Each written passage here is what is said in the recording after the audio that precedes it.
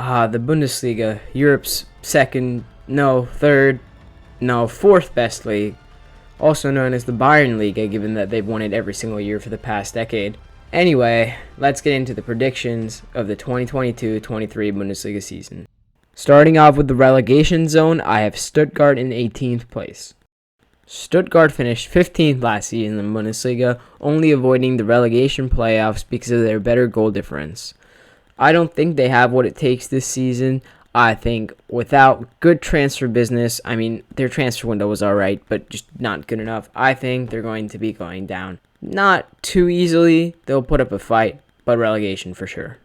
In 17th, I have Werder Bremen. The four-time German champions have had a long fall from grace. Their biggest acquisition of the summer window was Tony Stark, but that's about it. Earning promotion from the second Bundesliga last season, I think they're going right back down. In 16th, I have newly promoted Schalke. See, in the Bundesliga, relegation works a little differently than in other leagues. The 16th place team would usually get relegated as they were the third worst team, but in Germany, the 16th place team in the Bundesliga play the third place team in the second Bundesliga in a two-legged affair. Whoever wins gets a spot in the Bundesliga. Moving on though, Schalke were a team in the Champions League knockout rounds just 4 seasons ago when they got absolutely thrashed by Man City. But that's besides the point. In the last 5 years, Schalke have had a terrible fall from grace. From finishing second in the 17-18 Bundesliga, they've fallen to finishing 18th with a measly 16 points to their name. Since then, they've been able to climb back into the Bundesliga, and even though I think it's going to be rough for them, they'll fight to survive. To recap the relegation zone, we have in 18th, Stuttgart, in 17th, Werder Bremen, and in the relegation playoff place, we have Schalke. Safe from relegation, in 15th, I have Bochum.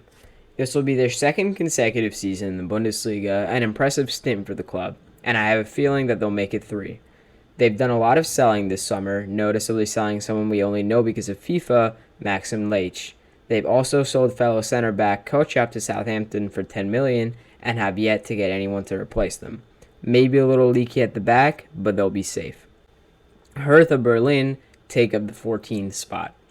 Having flirted with relegation, they managed barely to fend off Hamburg 2-1 on aggregate. Their poor form last season was a result of a bad selling window, but they've got a couple loanees returning, such as Luka Bacchio and Piatek, that can hopefully turn their form around. Some struggles here and there, but they'll be safe at the end of the day. I see no real improvement from Augsburg as they'll take up 13th. Having hired Enrico Masson as a new head coach, I don't think they made the most of the transfer window, having not really improved the squad. They've spent more than they've sold, so maybe a bit of temporary form, moving up a position or two, but that's about it. In 12th, I have Mainz. The 21-22 Bundesliga season was full of surprises, with many teams exceeding expectations and others failing them. Mainz was one of the teams that I think exceeded expectations, finishing 8th last season. They've actually done quite well in the transfer window, but they've gotten rid of 3-star center backs, Niakate to Forest, St. Just to Sporting, and Luca Killian to Cone. They've also signed Leash to fill in, but they'll have a tough season defensively. Danny DaCosta has also joined them, a good signing as well as a horde of other players, but they'll take time to gel as a team, and I'll reckon they'll be conceding quite a few in the early stages of their Bundesliga campaign. In 11th, I have Freiburg. One of the biggest surprises of the 21-22 season, they've secured European football, and if only they didn't collapse against Union Berlin and Leverkusen in their last 2 games of the season, they would be in Champions League right now. But having to play European football will crowd up their schedule, at least for the beginning of the season. They've also let go of star player Schlotterbeck to Dortmund, and the squad will lack without him. Comfortable mid-table finish. To round out the bottom half of the table, I have Hoffenheim. A slight dip from last season's 9th, they've signed Liverpool flock Kabak to strengthen their defense. Again, an easy mid-table finish. So to recap the bottom half of the table, we have Stuttgart in 18th, Werder Bremen in 17th, in 16th, Schalke, in 15th, Bochum, in 14th, Hertha Berlin, Augsburg in 13th, Mainz in 12th, Freiburg in 11th, and Hoffenheim to round out the bottom 9. In 9th, I have Gladbach. They've signed the master of the yo-yo, Daniel Fark, to be their manager.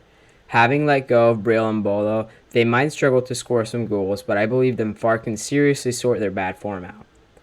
In 8th place, I have Köln. Again, fatigue might trouble them as they are in the Conference League this season. They have not made any notable signings, but I think the Hat Merchant will continue to bag goals in the Bundesliga, and they'll just miss out on European football given they don't have a miracle run in the Conference League.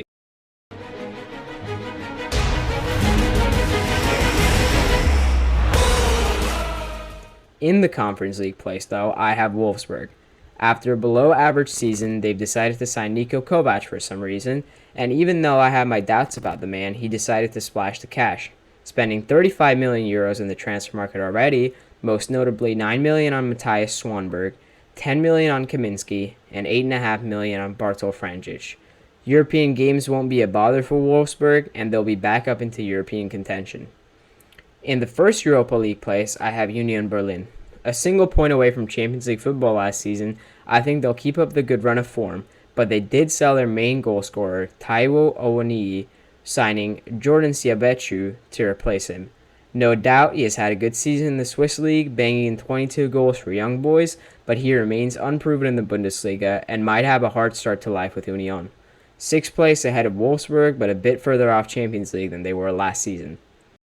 In 5th, I have Eintracht Frankfurt. After a depressing finish in the Bundesliga last season, Austrian head coach Oliver Glasner has decided to splash the cash. They've signed Alario and Mario Götze, who would have been an absolute nobody by now if it wasn't for that one random goal he scored back in 2014. Still full of running, and here's Götze!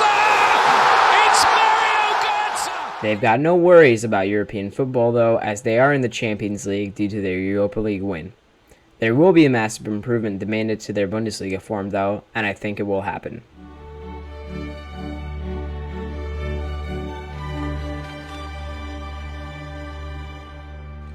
To start off the Champions League places, I have Leverkusen. They've only gone and signed everyone's favorite football manager wonder kid, Adam Hosek, to replace outgoing Alario. They'll easily finish 4th, along with a possible deep European run this season. I'm calling it.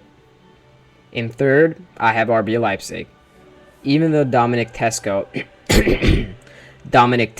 has decided to sell Tyler Adams, Hwang Hee-chan, and Brabe, they weren't a key part of Leipzig's recent success anyway, 2 of them being even loaned out this season.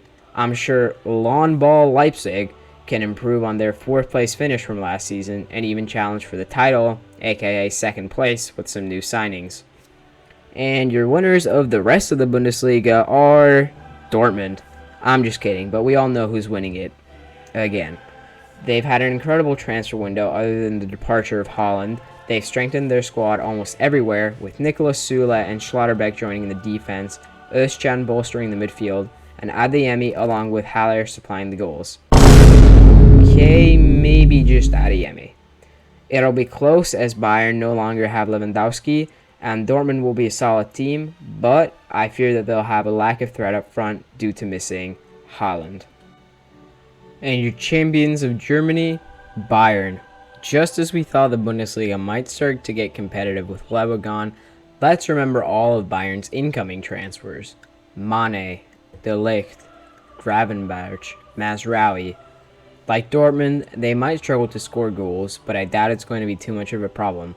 Both Mane and Muller can play in those false nine roles, and I doubt that it's going to be easy to score against Bayern with the monster defense they have. Although Haaland found it quite easy the other day. I can say one thing for certain though.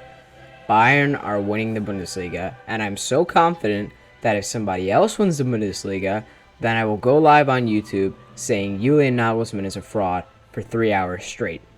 Deal? Of glory, 9 in a row for Bayern München. Every time they raise the Meisterschale, they continue to raise the bar in the Bundesliga. They are quite simply the champions.